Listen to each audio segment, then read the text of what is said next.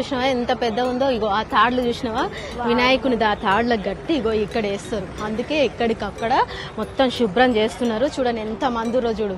వినాయకుడు పెద్దగానే ఉన్నాడు, పెద్దగానే ఉన్నాయి. నువ్వు మాత్రం అట్లనే ఉండు. నేను కూడా పెద్దగా అక్క. అక్క ఇగో నన్ను గడికరేన్ ఎక్కిపియవా ప్లీజ్ అక్క. ఏమో వాళ్ళు ఏమంటారు ఏమో, వినాయకుడు వస్తే మనకు అంత ఉండదు. నువ్వేం చెప్పినావు, పూజలు స్టార్ట్ అయినాక ఖైరతాబాద్ తీసుకుపోతాన్నవా? 9 రోజులు అయిపోయినాయి తీసుకుపోలేవు. క్రేన్ ఎక్కి నాకు తెలియదు.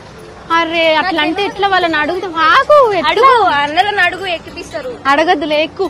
ఈడ ఉన్నాయి గగ్గివి, ఎక్కు.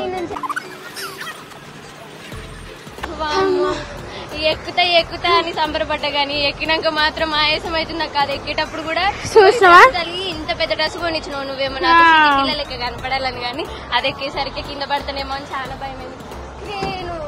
చూసినావా ఎక్కించా నీ కోసం. నాకు ఎక్కనికే ఎంత కష్టమైనా సరే మా చెల్లె కోసం ఎక్కిన తెలుసా. ఎంత ఆయాసం వస్తుందంటే దమ్ము వస్తుంది అసలు. ఈ పిల్ల కోసం ఎక్కిన. నడువు జల్లి.